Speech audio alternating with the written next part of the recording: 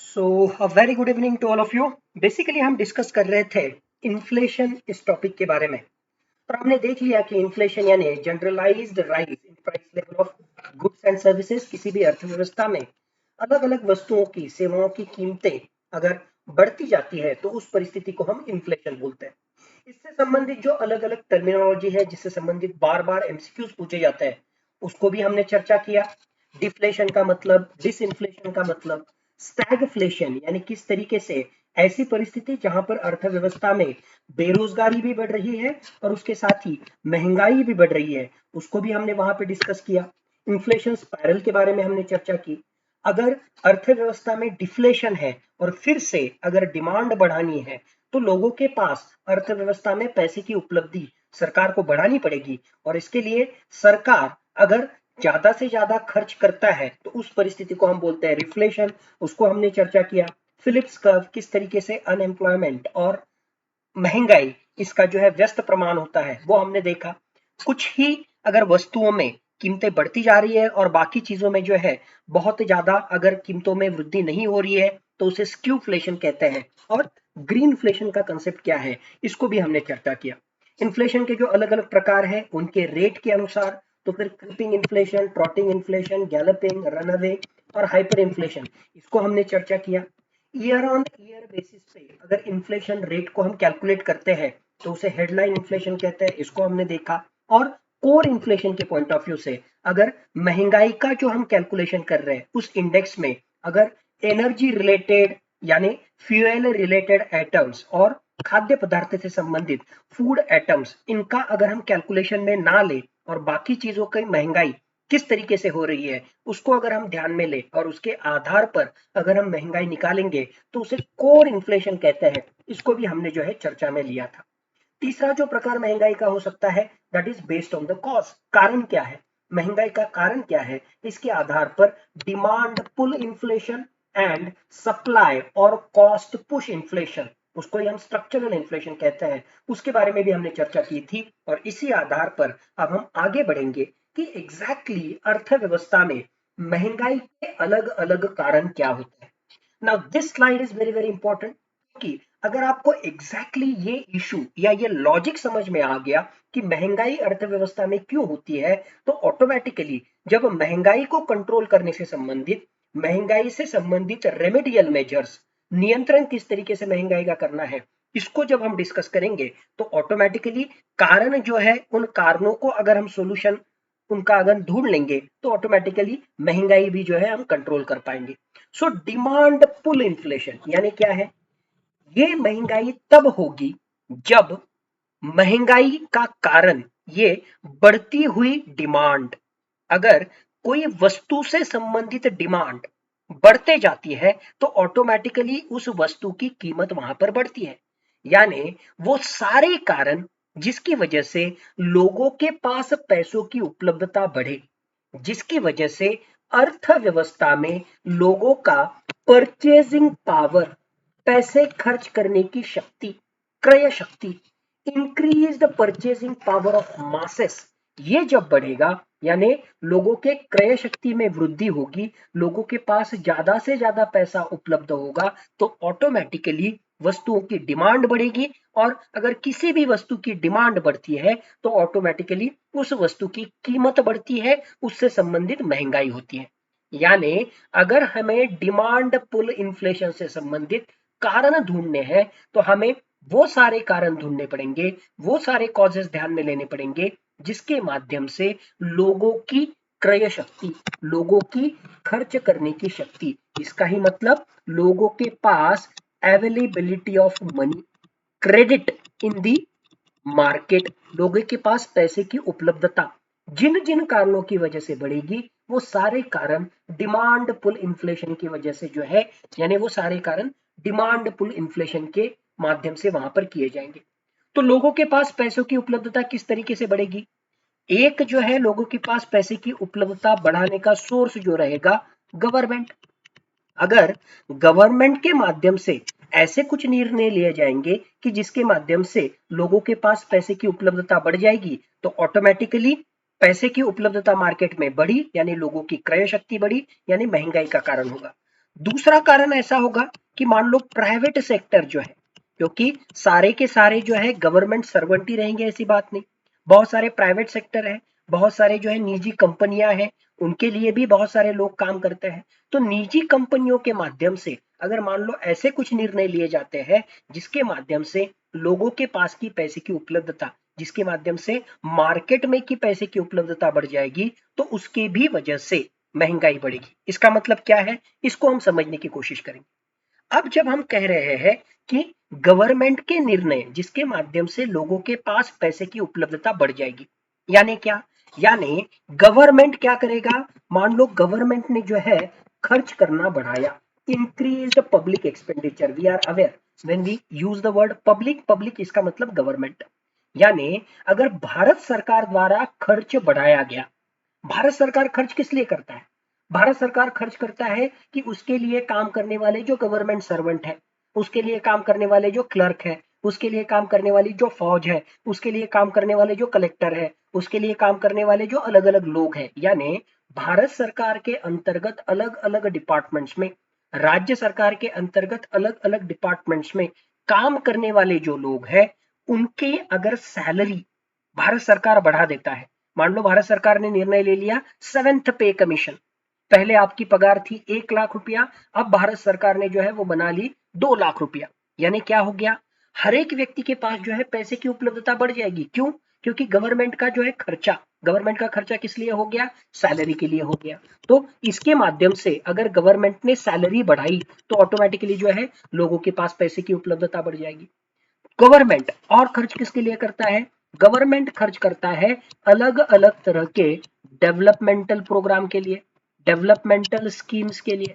For example government ने खर्चा बढ़ा दिया प्रधानमंत्री ग्राम सड़क योजना के लिए।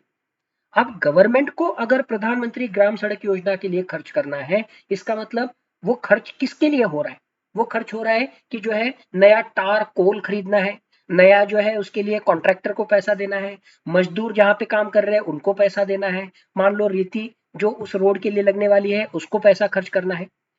गवर्नमेंट ये खर्चा कर रहा है, इसका मतलब ये पैसा किसके पास जा रहा है, कॉन्ट्रैक्टर के पास जा रहा है, मजदूर के पास जा रहा है, ट्रक वाले के पास जा रहा है, रेती वाले के पास जा रहा है, यानी अल्टीमेटली सामान्य लोगों के पास पैसे की उपलब्धता बढ़ रही है।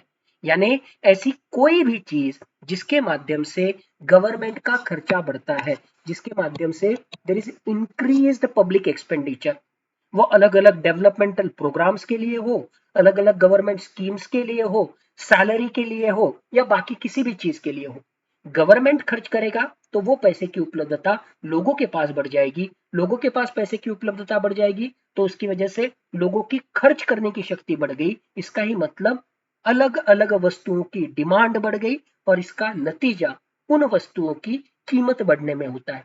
So what is the reason for demand pull inflation, increase the public expenditure.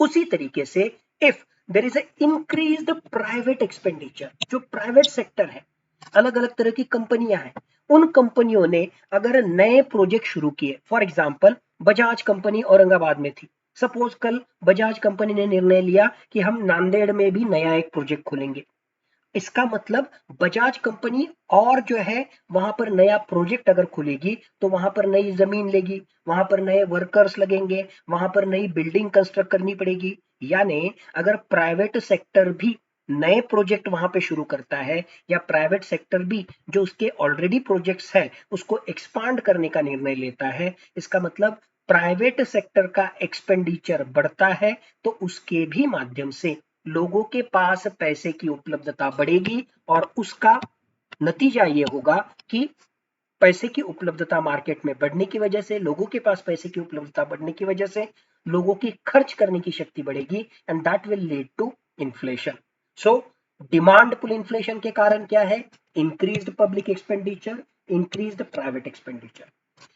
Demand pull inflation का जो है और एक कारण क्या हो सकता है, जिसे हम कहते हैं डेफिसिट फाइनेंसिंग। डेफिसिट फाइनेंसिंग यानी क्या, बजट में भारत सरकार क्या करता है कि अगले 1 साल में भारत सरकार के पास कैसे कैसे पैसा आएगा।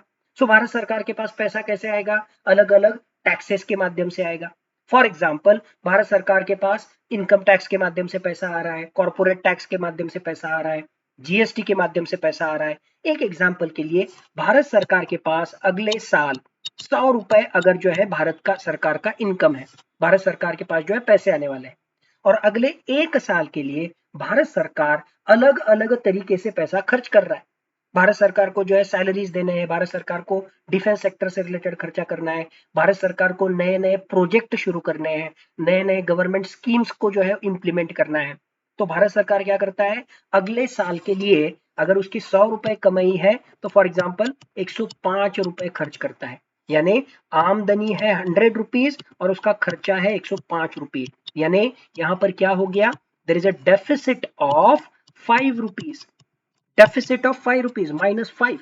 यानी क्या, सरकार जो है 100 रुपए के, यानी 100 रुपए सरकार को मिल रहे हैं और मार्केट में सरकार जो खर्च कर रहा है उसके माध्यम से मार्केट में लोगों के पास पैसे की उपलब्धता कितनी हो रही है, 105 रुपए हो रही है। इसका ही मतलब इस एग्जाम्पल में 5 रुपए एक्स्ट्रा लोगों के पास पैसे की अवेलेबिलिटी बढ़ रही है, मार्केट में पैसे की अवेलेबिलिटी बढ़ रही है।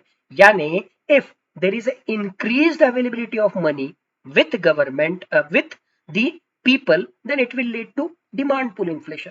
तो डेफिसिट फाइनेंसिंग यानी क्या, डेफिसिट फाइनेंसिंग यानी सरकार की कमाई से या सरकार के पास जो पैसा आने वाला है उससे अगर ज्यादा खर्च सरकार करता है तो उसे हम कहते हैं डेफिसिट फाइनेंसिंग।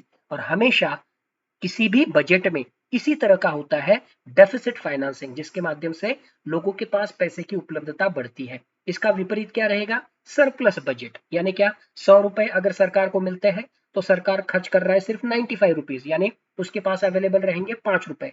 यानी सरकार जो है एक तरीके से अलग अलग टैक्सेस के माध्यम से मार्केट में से लोगों के पास से 100 रुपए ले रहा है और वापस अलग अलग प्रोजेक्ट्स के माध्यम से खर्चे के माध्यम से सिर्फ 95 रुपीज कर रहा है, यानी पैसे की उपलब्धता कम कर रहा है। उसे हम कहते हैं सरप्लस बजट। लेकिन लोगों के पास पैसे की उपलब्धता कब बढ़ेगी, डेफिसिट फाइनेंसिंग के माध्यम से। So what are the causes of increase in availability of money with the people which will lead to demand pull inflation? Increase public expenditure, इसका मतलब गवर्नमेंट का खर्चा बढ़ेगा तो deficit financing, increased private expenditure. Similarly, decreased taxation, यानी सरकार के पास जो पैसा आता है, अगर एक एग्जांपल मैं देता हूं, सपोज इनकम टैक्स है, इनकम टैक्स का रेट सपोज 30% है। सपोज मेरी कमाई 100 रुपीज है, यानी मेरे पास एक इंडिविजुअल के पास 100 रुपए है, तो 100 रुपए में से 30 रुपए मुझे जो है भारत सरकार को टैक्स के रूप में देना पड़ रहा है। यानी मेरे पास अवेलेबल कितने रुपए हैं, 70 रुपीज। तो इस 70 रुपीज में से मैं कार खरीदूंगा, 70 रुपीज में से मैं पेन खरीदूंगा, 70 रुपीज में से मैं शूज खरीदूंगा। यानी अलग अलग वस्तुओं की डिमांड फुलफिल करने के लिए मेरे पास पैसे की उपलब्धता कितनी है, 70 रुपीज। क्यों, क्योंकि टैक्स का रेट जो है सपोज 30% है। अब अगर सरकार ने जो है निर्णय ले लिया कि अब टैक्स का रेट जो है 30% के बजाय 10% ही रखेंगे, यानी अब तक मुझे 30 रुपए देने पड़ते थे, अब मुझे जो है 100 रुपए अगर मेरी कमाई रहेगी तो उसमें से सिर्फ 10 ही रुपए देने की जरूरत है। यानी मेरे पास कितना पैसा बचेगा, 90 रुपीज। यानी पहले एग्जाम्पल के कंपैरिजन में मेरे पास 20 रुपए एक्स्ट्रा अवेलेबल होंगे।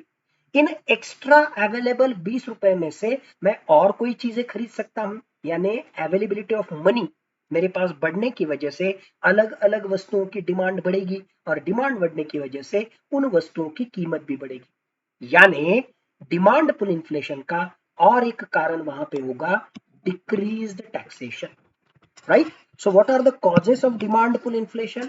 Increased government expenditure, increased private expenditure, deficit financing, decreased taxation, जिसके माध्यम से पैसे की उपलब्धता लोगों के पास ज्यादा होगी।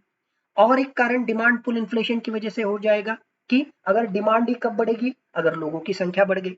मान लो फॉर एग्जांपल अगर मैं और मेरी बीवी हम दोनों ही लोग हैं, तो हम मॉल में जाएंगे तो एक 1+1 यानी जो है 2 टूथब्रश हम खरीदेंगे। लेकिन अगर जनसंख्या बढ़ जाएगी, मैं हूं, मेरी वाइफ है और मान लो अगर 2 बच्चे हैं, तो अब जनसंख्या बढ़ने की वजह से जो है डिमांड भी बढ़ेगी।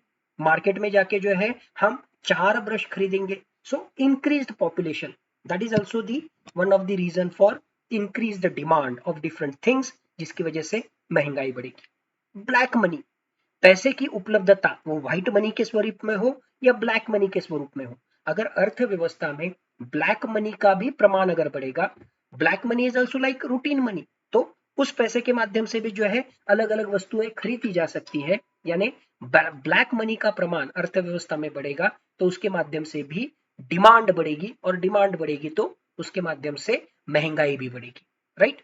चेंज्ड कंजम्पशन पैटर्न, मान लो पहले जो है लोग, स्पेशली रूरल इंडिया के लोग, दाल खाते ही नहीं थे, लेकिन अब अवेयरनेस क्रिएट हो गया कि दाल भी खानी चाहिए क्योंकि दाल में से जो है प्रोटीन्स वहां पे मिलते हैं। तो पहले मान लो दाल जो है 100 रुपए किलो वहां पे मिलती थी, अब ज्यादा से ज्यादा लोग जो है दाल खाने लगे तो उसकी वजह से क्या हो जाएगा, डिमांड वहां पे बढ़ जाएगी। डिमांड बढ़ गई तो जो है उस दाल की कीमत अब 100 रुपए के बजाय 150 रुपए किलो हो जाएगी। सो चेंज्ड कंजम्पशन पैटर्न, खान पान के आदतों में बदलाव, black money, increased population, decreased taxation, increased private expenditure, deficit financing and increased government expenditure, ये सारे के सारे कारण रिस्पॉन्सिबल रहेंगे लोगों के पास पैसे की उपलब्धता बढ़ाने के लिए।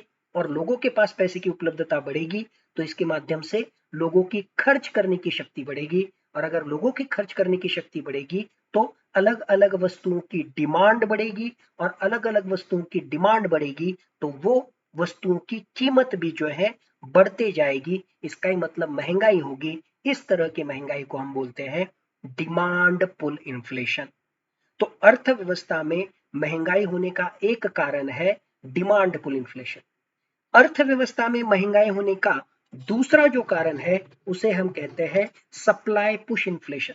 यानी डिमांड का उससे कोई संबंध नहीं, लोगों के पास पैसे की उपलब्धता बढ़ रही है क्या, उससे उसका कुछ संबंध नहीं, लेकिन ऑलरेडी जो वस्तुएं हैं उनका निर्माण, उनका उत्पादन, उनका सप्लाई ही अगर किसी कारणवश कम रहेगा तो उसकी वजह से भी उन वस्तुओं की कीमत बढ़ेगी। उसे हम कहते हैं सप्लाई पुश इन्फ्लेशन।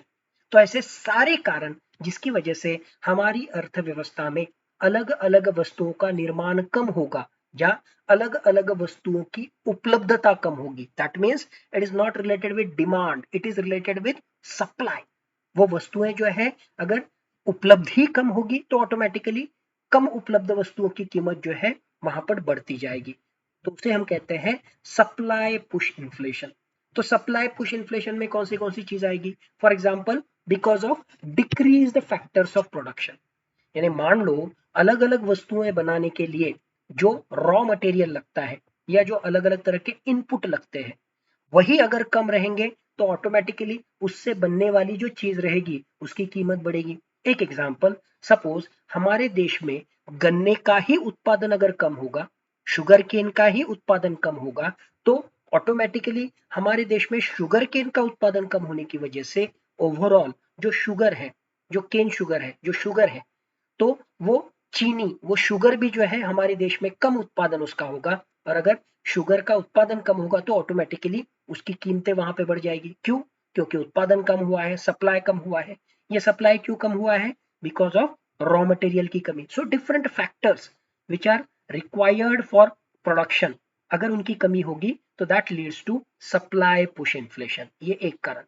मान लो if there is a natural calamity, नैसर्गिक आपत्ति आती है, बहुत बड़ी बाढ़ आ जाती है, और बाढ़ आने की वजह से जो है सारे के सारे हजारों एकड़ में लगाया हुआ गन्ना या मान लो हजारों एकड़ में लगाया हुआ अलग अलग तरह का क्रॉप्स डैमेज हो जाता है, तो अगेन आपके factors of production, raw material, उसमें जो है कमी आएगी, और उसमें कमी आने की वजह से उसमें से जो प्रोडक्ट बनने वाले हैं उनकी कीमतें भी वहां पर बढ़ सकती है। क्यों? क्योंकि सप्लाई कम होगा। इंडस्ट्रियल अनरेस्ट, मान लो मारुति कंपनी है, मारुति कंपनी के पास जो है इनपुट इनपुट फैक्टर्स बराबर है, डिमांड अच्छी है, सब कुछ चीजें हैं, बट मान लो वहां पर जो ओनर है और मान लो जो वहां के वर्कर्स है उनमें झगड़ा चल रहा है, if there is industrial unrest, तो इस झगड़े की वजह से क्या होगा, इंडस्ट्रियल अनरेस्ट की वजह से क्या होगा कि मालिक और उनके एक तरीके से जिसे हम कहेंगे कि वर्कर्स, इसमें झगड़े की वजह से वहां पर प्रोडक्शन की एक्टिविटीज ही नहीं होगी। एक महीना जो है अगर कंपनी बंद रहेगी तो ओवरऑल एक साल में 12 महीने काम करने के बजाय एक साल 11 महीने का ही वहां पे काम हुआ है, तो ऑटोमेटिकली सप्लाई यानी वहां का उत्पादन ये कम होगा, जिसकी वजह से मार्केट में मारुति कार की उपलब्धता कम होगी, यानी ही मारुति की कार की कीमतें आपको बढ़ी हुई वहां पे दिखाई देगी। क्यों? Because of lesser production, lesser supply. तो उसे हम कहते हैं supply push inflation. Okay, so ये भी एक कारण है सप्लाई पुश इन्फ्लेशन का। Another important reason is holding of goods, साठेबाजी। उत्पादन तो ठीक हो रहा है, लेकिन व्यापारी क्या करते हैं, उसको दबा के रखते हैं। वो बोलते हैं कि जो है मार्केट में इस तरह का पिक्चर क्रिएट करेंगे कि भैया दाल तो उपलब्ध है ही नहीं, और जब एक तरीके से जो है पूरे मार्केट में उस तरह का सिनेरियो क्रिएट हो जाएगा, तब धीरे से उन्होंने जो दबा के रखा हुआ माल था वो बाहर निकालेंगे, और उसकी कीमतें जो है, क्योंकि उपलब्धता ही कम है, तो उनकी कीमतें आपको बढ़ी हुई दिखाई देगी। राइट, तो उसे हम कहते हैं होर्डिंग ऑफ गुड्स, साठेबाजी। सो साठेबाजी आर्टिफिशियल जो है सप्लाई रिलेटेड कंस्ट्रेंट, इसके माध्यम से वो क्रिएट कर रहे हैं। So hoarding of goods, that is also one of the reason for supply push inflation. Infrastructural bottlenecks, यानी उत्पादन से संबंधित जो अलग अलग चीजें वहां पे लगती है। मान लो फैक्ट्री के लिए जो है वहां पर इलेक्ट्रिसिटी लगती है, अगर 24/7 जो है लाइट का सप्लाई ही नहीं है अगर कंपनी के लिए, तो ऑटोमेटिकली आपका उत्पादन भी कम होगा। मान लो फैक्ट्री से लेके वहां के जहाज के बंदर तक वो सारा सामान लेके उसको एक्सपोर्ट करने के लिए जो सारे रोड लगते हैं, वो रोड ही उपलब्ध नहीं, और इसकी वजह से बहुत ज्यादा समय लग रहा है मार्केट तक पहुंचने तक, तो बहुत सारा आपका माल जो है वो रास्ते में ही खराब हो जाएगा। Again supply related constraint. So infrastructure, रास्ता हो, रेलवेज की उपलब्धता हो, पावर की, वहां पे इलेक्ट्रिसिटी की उपलब्धता हो, वगैरह वगैरह वगैरह, अगर उससे रिलेटेड दिक्कतें हैं तो सप्लाई पुश इन्फ्लेशन वहां पर क्रिएट हो सकता है। Another kind of thing, increased exports making less domestic goods available. इसका मतलब अगर भारत सरकार निर्णय लेता है कि सपोज मान लो भारत की जनता के लिए एक साल में जो है 100 किलो शुगर की रिक्वायरमेंट है, एक एग्जाम्पल के लिए मैं बोलूं कि 100 किलो जो है शुगर की वहां पर जरूरत है। भारत में जो है 100 किलो शुगर का उत्पादन भी वहां पे होता है। राइट, यानी 100 किलो की रिक्वायरमेंट है और 100 किलो जो है उत्पादन होता है, तो मान लो 1 किलो की कीमत सपोज 10 रुपए वहां पे है।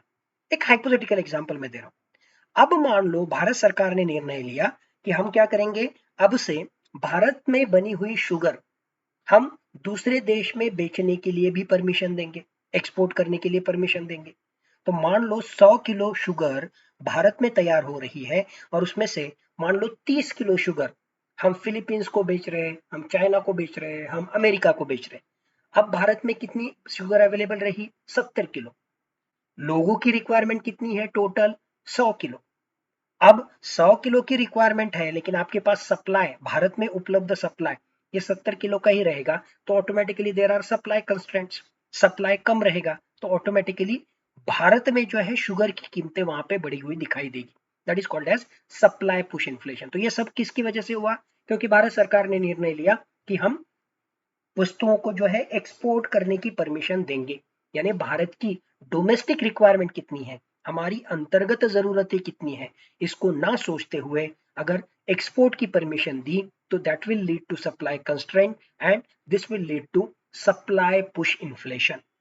तो सप्लाई, उत्पादन किसी भी कारणवश अगर भारत में कम होगा, तो उसकी वजह से जो है उन वस्तुओं की कीमत बढ़ते हुए आपको दिखाई देगी। That's why decrease factors of production, या नेचुरल कैलेमिटीज, या इंडस्ट्रियल अनरेस्ट, या व्यापारियों द्वारा किया गया होर्डिंग ऑफ गुड्स, या अलग अलग इंफ्रास्ट्रक्चरल जो सर्विसेज है उनकी कमी भारत में, या एक्सपोर्ट रिलेटेड पॉलिसीज, भारत सरकार ने लिए हुए निर्णय, ये सारे फैक्टर्स रिस्पॉन्सिबल होंगे सप्लाई पुश इन्फ्लेशन के लिए। Apart from that, increase the indirect taxation. In general indirect taxation यानी वस्तुओं के उत्पादन से रिलेटेड भारत सरकार जो टैक्स लगाता है, जो उस उत्पादक को भारत सरकार को देना पड़ता है। यानी मान लो अगर स्कूटर बनाई जा रही है बजाज द्वारा, और वो स्कूटर बनाने के लिए 1,000 रुपया लगता है, तो भारत सरकार उस स्कूटर के उत्पादन से संबंधित भी टैक्स लगाता है, एक्साइज ड्यूटी बोलो या जीएसटी लगाता है। तो उस उत्पादक को जो है भारत सरकार को सपोज उसके ऊपर जो है 100 रुपए टैक्स देना पड़ेगा। यानी 1,000 रुपए जो है वो स्कूटर बनाने के लिए लग रहे हैं, और 100 रुपए जो है सपोज उसके ऊपर भारत सरकार को टैक्स देना है, तो वो वस्तु मार्केट में कितने में उपलब्ध होगी? 1,100 रुपए में उपलब्ध होगी।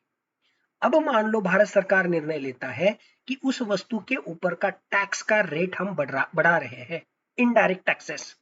अगर इनडायरेक्ट टैक्सेस का रेट वहां पे बढ़ता है तो ऑटोमेटिकली 1000 रुपए जो है वो वस्तु बनाने के लिए लग रहे हैं, और 100 रुपए टैक्स देने के बजाय उसके ऊपर भारत सरकार ने अब 200 रुपए टैक्स लगाया है, तो वो वस्तु जो 100 रुपए में मिलती थी अब 1200 रुपए में मिलेगी। क्यों?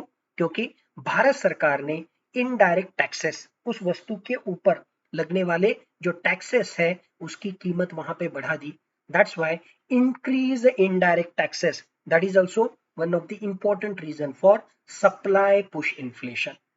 तो इस स्लाइड को अगर प्रॉपरली आप देखोगे तो आपको ध्यान में आ जाएगा कि किसी भी तरीके से अगर अर्थव्यवस्था में वस्तुओं का उत्पादन, production related factors, supply related factors अगर कम हो जाते हैं तो automatically that will lead to supply push inflation. वस्तुओं की कमतरता होगी, वस्तुओं की कमी होगी, और इसकी वजह से मार्केट में उन वस्तुओं की कीमत वहां पे बढ़ जाएगी। दूसरी तरफ किसी भी वजह से अगर लोगों के पास पैसे की उपलब्धता बढ़ जाएगी तो उसकी वजह से अलग अलग वस्तुओं की डिमांड बढ़ जाएगी, यानी लोगों की खर्च करने की शक्ति बढ़ने की वजह से अलग अलग वस्तुओं की डिमांड बढ़ जाएगी, और अगर अलग अलग वस्तुओं की डिमांड बढ़ जाएगी तो उसके माध्यम से उन वस्तुओं की कीमत बढ़ेगी। यानी वो सारे फैक्टर्स जिसकी वजह से लोगों के पास पैसों की उपलब्धता बढ़ती है, that will lead to demand pull inflation, correct? So demand pull inflation and supply push inflation, और उससे रिलेटेड अलग अलग कॉजेस, इसको अगर लॉजिकली आपने समझा तो ये जो है इसको रट्टा मारने की आपको जरूरत नहीं पड़ेगी, फटाफट आप डिमांड पुल इन्फ्लेशन और सप्लाई पुश इन्फ्लेशन से रिलेटेड अलग अलग कारण वहां पर जो है लिख सकोगे। अब ये समझने के बाद कि एग्जैक्टली इन्फ्लेशन का मतलब क्या है, इन्फ्लेशन से रिलेटेड टर्म्स क्या है, इन्फ्लेशन के प्रकार क्या है, और इन्फ्लेशन से संबंधित अलग अलग कारण क्या है, अब अगला पार्ट आपको ध्यान देना पड़ेगा कि किसी भी अर्थव्यवस्था में इन्फ्लेशन को, महंगाई को किस तरीके से मेजर किया जाता है। महंगाई यानी क्या? अलग अलग वस्तुएं, अलग अलग सेवाएं, उनकी बढ़ती हुई कीमत। भारत की बात करें तो हजारों लाखों वस्तुएं जो है भारत में निर्माण होती है, तो हर एक वस्तु की कीमत तो जो है लिख के हम लिख नहीं सकते और देख नहीं सकते कि कौन सी वस्तु की कीमत बढ़ी और कौन सी वस्तु की कीमत नहीं बढ़ी। तो अगर हम कहते हैं कि भारत में, भारतीय अर्थव्यवस्था में महंगाई बढ़ी, तो ये कैसे हम कहते हैं? बेस्ड ऑन सर्टेन इंडिसेस, कुछ निर्देशांक के ऊपर।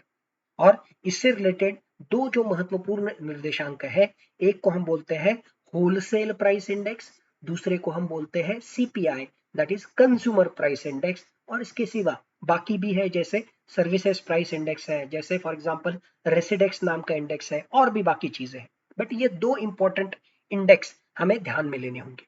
सो what is wholesale price index? As the name suggest, wholesale यानी होलसेल मार्केट लेवल पर, होलसेल मार्केट में जिन वस्तुओं को हम कंसीडर कर रहे हैं, होलसेल मार्केट में उन वस्तुओं की कीमत में कितनी बढ़ोतरी हुई, इसके आधार पर ये होलसेल प्राइस इंडेक्स बनाया जाता है। So wholesale price index, it is the index, it is an kind of indicator to measure the change in average price level of goods traded in wholesale market।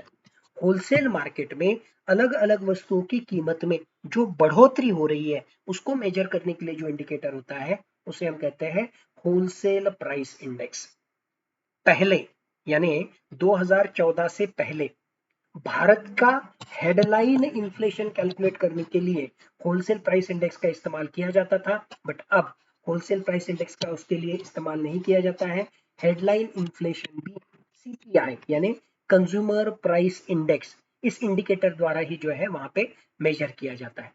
बहुत बार MCQ पूछे जाते हैं कि wholesale price index Bharat में कौन calculate करता है, on a year two year basis पे। सो होलसेल प्राइस इंडेक्स का जो कैलकुलेशन है या मेजरमेंट, वो करने का जिम्मेदारी भारत के जो आर्थिक सलाहकार होते हैं, economic adviser under department of industrial promotion and policy, trade policy, DIPPT, तो मिनिस्ट्री ऑफ कॉमर्स के अंतर्गत, वाणिज्य मंत्रालय के अंतर्गत जो DIPP, department of industrial promotion and policy, ये जो डिपार्टमेंट है, उस डिपार्टमेंट के अंतर्गत काम करने वाले इकोनॉमिक एडवाइजर, भारत के आर्थिक सलाहकार, उनके द्वारा जो है होलसेल प्राइस इंडेक्स का वहां पर कैलकुलेशन किया जाता है, राइट। सो 2011-12 ये बेस ईयर है, यानी महंगाई कितनी बढ़ी ये हम कैसे कैलकुलेट करते हैं। 2011-12 का जो इन्फ्लेशन का स्तर था, महंगाई का स्तर था, उसके कंपैरिजन में अब महंगाई कितनी बढ़ी या अब महंगाई कितनी कम हुई, ये हम मेजर करते हैं। That's why wholesale price index calculate करने के लिए बेस ईयर, आधारभूत वर्ष कौन सा है, 2011-12। So doctor Soumitra Chaudhary task के ग्रुप के रिकमेंडेशंस के अनुसार अब हम होलसेल प्राइस इंडेक्स के लिए बेस ईयर 2011-12 यूज करते हैं। इसके पहले जो टास्क जो बेस ईयर हम कैलकुलेट करते थे, कंसिडर करते थे, वो था ईयर 2004-5, लेकिन उसको हमने अब रिवाइज करके 2011-12 किया है। Okay okay. So basically wholesale price index कैसे कैलकुलेट करते हैं। सारी हजारों चीजों का तो जो है हम वस्तुओं की कैसी कीमतें बढ़ी वो तो सारा कैलकुलेट नहीं कर सकते हैं। तो हम क्या करते हैं, कुछ रिप्रेजेंटेटिव वस्तुएं हर एक सेक्टर से वहां पे लेते हैं। यानी मान लो खान पान से संबंधित, फूड एलिमेंट से रिलेटेड कुछ चीजें हमने वहां पे ले ली। मान लो फॉर एग्जांपल जो फ्यूल एनर्जी या जिसे हम कह सकते हैं ऊर्जा, ऊर्जा से संबंधित, फ्यूल से संबंधित, उन से संबंधित कुछ एटम्स वो हम लेते हैं। फैक्ट्रीज में बनने वाले, इंडस्ट्रियल प्रोडक्शन वाले कुछ एटम हम वहां पे लेते हैं, और इन एटम्स में कितनी वृद्धि हुई इसको कलेक्टिवली हम जो है इस होलसेल प्राइस इंडेक्स के माध्यम से कैलकुलेट करते हैं। So wholesale price index calculate करने के लिए, now this is the latest वाला kind of thing, wholesale price index calculate करने के लिए अभी हम टोटल 697 एटम्स कंसिडर करते हैं। थोड़ा सा दायरा हमने बढ़ाया है, पहले जो है 676 एटम्स हम कंसीडर करते थे, अब होलसेल प्राइस इंडेक्स कैलकुलेट करने के लिए हम टोटल 697 डिफरेंट काइंड ऑफ वस्तुएं, उनको जो है हम कंसीडर करते हैं। इन 697 एटम्स में से जो मैन्युफैक्चरिंग प्रोडक्ट्स होते हैं, इसका मतलब इंडस्ट्रीज में बनने वाले अलग अलग एटम्स, वस्तुएं, इन 697 में से 564 atoms they are manufactured atoms, 117 atoms they are primary products, मुख्यतः एग्रीकल्चर रिलेटेड प्रोडक्ट्स या मुख्यतः खाद्यान्न, फूड से रिलेटेड प्रोडक्ट्स, करेक्ट। सो उनका समावेश जो है 117, यानी टोटल 697 में से सिर्फ 117 एटम ये फूड से रिलेटेड है, सिर्फ 16 एटम ये फ्यूल से रिलेटेड है, और मैक्सिमम एटम्स किससे रिलेटेड है, मैन्युफैक्चर्ड प्रोडक्ट्स। यानी अगर हम कहेंगे कि होलसेल प्राइस इंडेक्स बढ़ गया तो उसमें ज्यादा से ज्यादा हिस्सा किसका है, मैन्युफैक्चर्ड एटम्स का। यानी अगर इंडस्ट्रियल प्रोडक्ट्स की कीमतों में वृद्धि हो गई, बढ़ोतरी हो गई, तो ऑटोमेटिकली होलसेल प्राइस इंडेक्स में भी बढ़ोतरी वहां पे हो जाएगी। क्यों, क्योंकि होलसेल प्राइस इंडेक्स में ज्यादा से ज्यादा समावेश ये मैन्युफैक्चर्ड प्रोडक्ट्स का है। Out of 697 items, 564 items they are from manufacturing sector, right. तो ये चीज हमें ध्यान में लेना है। सो इसके माध्यम से उस मुख्यतः होलसेल मार्केट के लेवल पर होलसेल प्राइस इंडेक्स ये जो है कैलकुलेट किया जाता है। अब होलसेल प्राइस इंडेक्स का जो है लिमिटेशन, एक तरीके से डिसएडवांटेज क्या है, होलसेल प्राइस इंडेक्स कैलकुलेट करने के लिए हम कुछ प्राइमरी प्रोडक्ट्स ले रहे हैं, कुछ फ्यूल आइटम से रिलेटेड आइटम्स ले रहे हैं, कुछ इंडस्ट्रियल प्रोडक्ट्स ले रहे हैं, लेकिन मार्केट में सिर्फ वस्तुओं की कीमत ही नहीं बढ़ती है, अलग अलग तरह के सर्विसेज हम जिसे कहते हैं कि फॉर एग्जांपल डॉक्टर से रिलेटेड हेल्थ केयर के सर्विसेज, उसकी कीमतें, ट्रांसपोर्टेशन, मान लो बस का भाड़ा या रेलवे का टिकट या air ticket, that is also transportation, tourism related services, education related services, health care related services. तो यहाँ पर किसी भी सर्विसेज से रिलेटेड जो है एटम का हमने समावेश नहीं लिया। यानी होलसेल प्राइस इंडेक्स में हमें ये नहीं पता चलता है कि जो अलग अलग सेवाएं हैं, सर्विसेज सेक्टर है, उन सेवाओं की कीमतों में जो है बढ़ोतरी हुई या कम हुआ, ये जो है होलसेल प्राइस इंडेक्स से हमें पता नहीं चलता है। So there is no consideration of services sector in the calculation of wholesale price index.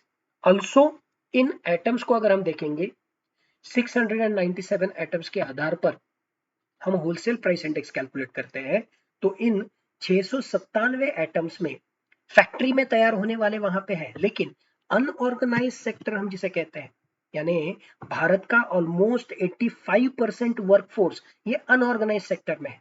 यानी वो बड़े बड़े कंपनीज में काम नहीं करता है, वो सरकारी नौकरी में, सरकारी कंपनीज में नहीं है। वो कहाँ पे काम करता है? उनके ही झोपड़े में जो है वो अचार बना के उसको पैक करके बेचने का काम करता है। उनके ही झोपड़े में जो है अलग अलग जो है वुड के माध्यम से या अलग अलग लकड़ी के माध्यम से बनाने वाली वस्तुएं उनको बनाता है और उसको बेचता वहां पे है। तो अनऑर्गेनाइज्ड सेक्टर में तैयार होने वाली अलग अलग वस्तुएं और उनकी कीमतें में होने वाला बदलाव, उनकी कीमतों में होने वाली बढ़ोतरी, ये जो है कहीं पे भी हमें होलसेल प्राइस इंडेक्स में नहीं दिखती है। ये इसकी कमी है, ये इसकी खामी है। These are the kind of limitations of wholesale price index as an indicator for calculating the inflation in Indian economy। तो ये अलग अलग पॉइंट्स मैंने जो लिखे हुए हैं, ये पॉइंट्स बड़े महत्वपूर्ण हैं क्योंकि हर एक पॉइंट के आधार पर रेगुलरली एमसीक्यू वहां पर पूछे जाते हैं, राइट। सो पहला इन्फ्लेशन को मेजर करने का जो इंडेक्स है that is wholesale price index. Another index is consumer price index. This is very very important as compare to wholesale price index. Consumer price index, ग्राहक कीमत निर्देशांक, ये बड़ा महत्वपूर्ण है क्योंकि होलसेल प्राइस इंडेक्स को हम कैलकुलेट जो करते थे होलसेल मार्केट के लेवल पर वस्तुओं की कीमतों में जो बदलाव हो रहा है वो हमें होलसेल प्राइस इंडेक्स के माध्यम से पता चलता था। कंज्यूमर प्राइस इंडेक्स में जो सचमुच में तुम्हारे हमारे लेवल पर, रिटेल स्तर पर, ग्राहकों के स्तर पर वस्तुओं की कीमतों में जो बदल हो रहा है उसे हम कहते हैं कंज्यूमर प्राइस इंडेक्स। यानी मोंढा में जो है वो गेहूं की कीमत सपोज 500 रुपए के जो है 10 किलो वहां पे आएंगे, लेकिन ग्राहक के स्तर पर जो है वही गेहूं आपको 75 रुपए किलो वहां पे मिलेगा। यानी ग्राहक के स्तर पर वस्तुओं की कीमतें कैसे बढ़ रही है, कैसे कम हो रही है, वो हमारे लिए मायने रखता है। इसकी वजह से होलसेल प्राइस इंडेक्स के पॉइंट ऑफ व्यू से ना सोचते हुए कंज्यूमर प्राइस इंडेक्स के पॉइंट ऑफ व्यू से सोचना हमारे लिए जरूरी है। So as the name suggest consumer price index that means वस्तुओं की और उसके साथ ही ध्यान में दो सेवाएं भी, कुछ सर्विसेज का भी इसके कैलकुलेशन में हमने अंतर्भाव किया है। So it is the index to measure the change in average price levels of goods and services at consumer level. ग्राहक स्तर पर अलग अलग वस्तुओं की कीमतों में और सेवाओं की कीमतों में होने वाला बदलाव हम ग्राहक कीमत निर्देशांक के माध्यम से, कंज्यूमर प्राइस इंडेक्स के माध्यम से ध्यान में लेते हैं।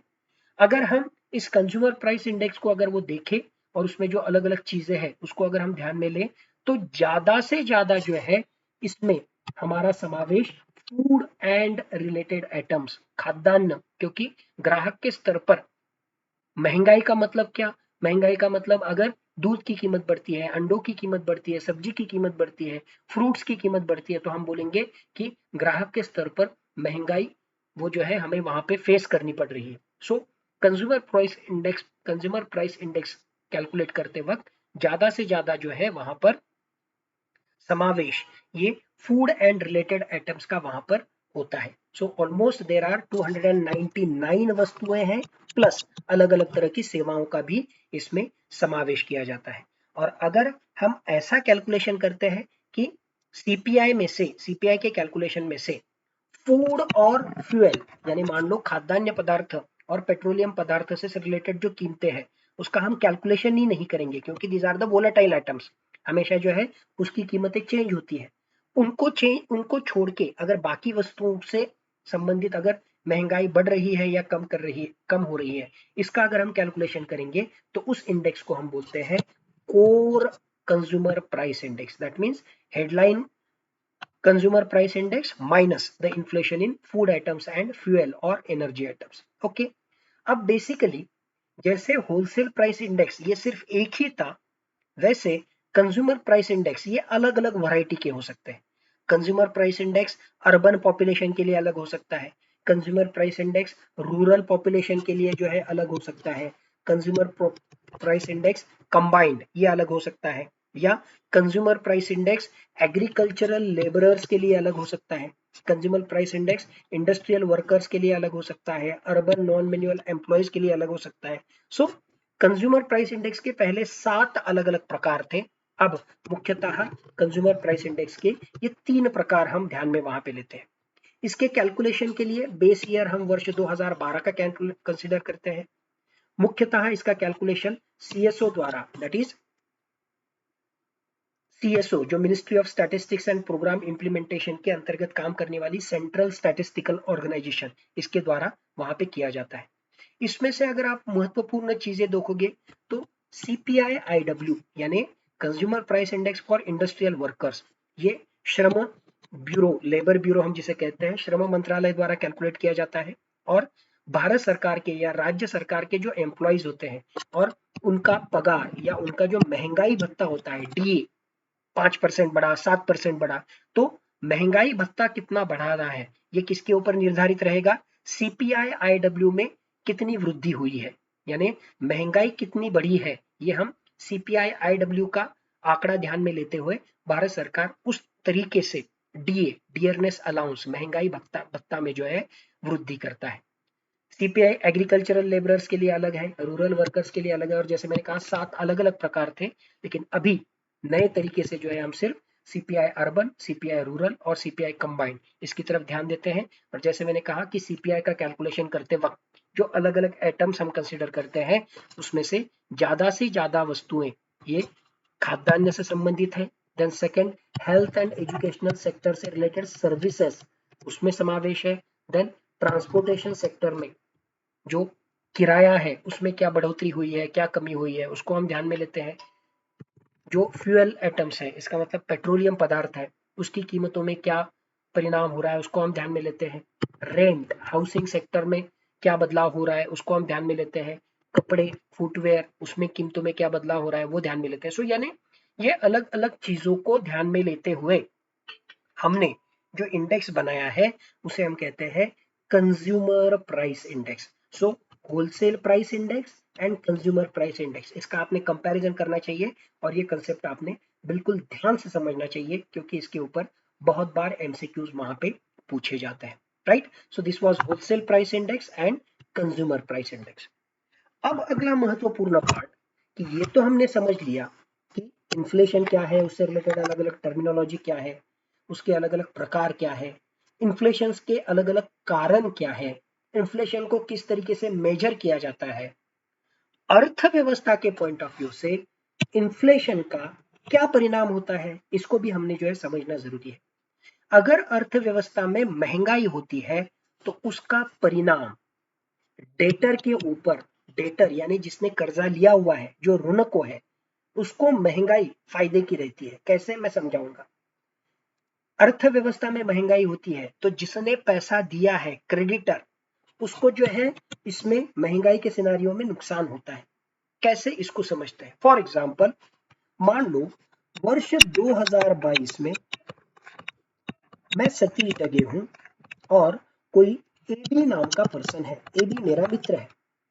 अब सतीश ढगे को जो है एक मोटरसाइकिल लेनी थी और उसकी कीमत आज है 1 लाख रुपया। ओके, सतीश ढगे ने जो है मोटरसाइकिल लेना है, इसके लिए 1 लाख रुपए निकाल के रखा था, लेकिन सतीश ढगे ने निर्णय लिया कि आज नहीं, मैं बाद में मोटरसाइकिल लेना चाहता हूँ, फिलहाल के लिए मुझे मोटरसाइकिल की जरूरत नहीं है। लेकिन आज एक मोटरसाइकिल 1 लाख रुपए में आती है। ए बी, उसका मित्र, सतीश ढगे के पास आ गया और उसने बोला कि यार मुझे मोटरसाइकिल लेनी है, प्लीज हेल्प मी, मैं तेरे पैसे वापस कर दूंगा। सतीश ढगे ने बोला ओके, ये ले 1 लाख रुपए ले ले, मुझे मोटरसाइकिल बाद में लेनी है तो मुझे मोटरसाइकिल के लिए तूने जो है पैसा वहां पे दे देना है। ए बी ने बोला ओके। सो ईयर 2020 में सतीश ढगे ने ए बी को 1 लाख रुपया दे दिया। ए बी गया और इस 1 लाख रुपए में उसने एक मोटरसाइकिल वहां पे खरीद ली। ओके, सो फार सो गुड, कोई दिक्कत नहीं। अब वर्ष 2022 हो गया, 23 हो गया, 24 हो गया, 25 हो गया, 26 हो गया, 27 हो गया, 28 हो गया, 29 हो गया, 30 हो गया। हाइपोथेटिकल एग्जांपल में दे रहा हूं। वर्ष 2030, अब सतीश ढगे को जो है मोटरसाइकिल लेने की वहां पे जरूरत थी। उसने बोला कि यस, उस वक्त तो जरूरत नहीं थी, अब मुझे मोटरसाइकिल वहां पे लेना है। तो सतीश ढगे ने एबी को बोला, अरे यार मुझे जो है मोटरसाइकिल लेना है, मेरे मेरे पैसे जो है वापस तू दे दे। तो एबी ने बोला हाँ बिल्कुल, मैंने तेरे से पैसे लिए थे।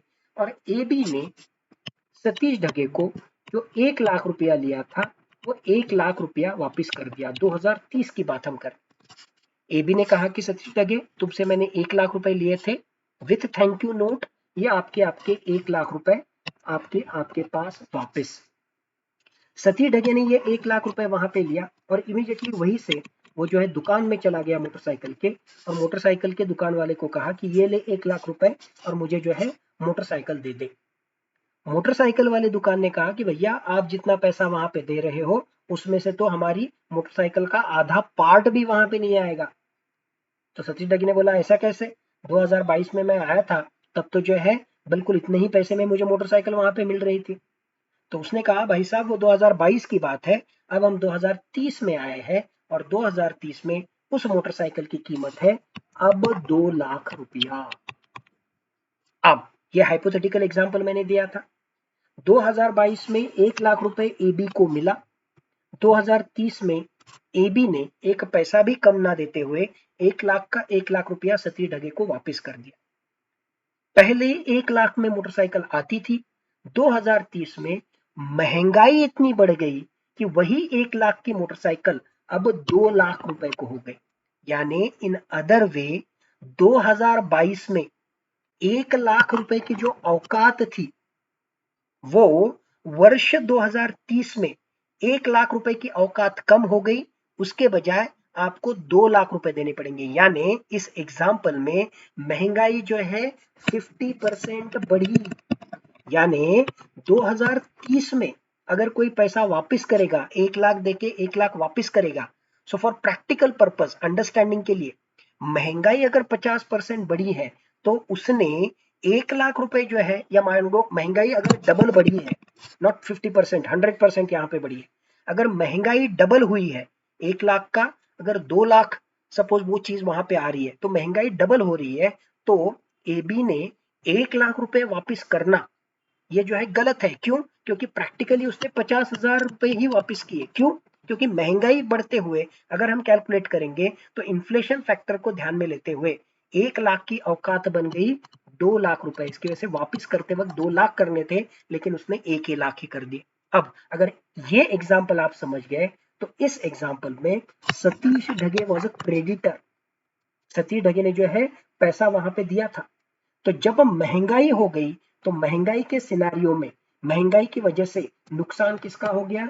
सतीश ढगे का हो गया। क्योंकि सतीश ढगे ने दिए हुए 1 लाख रुपए, उसकी औकात 50% से जो है, यानी उसको अगर 1 लाख रुपए ही वापस मिलते हैं तो इसका मतलब जो है उसको सिर्फ 50% ही पैसा वापस मिल गया। यानी घाटे में कौन रहा इस सौदे में?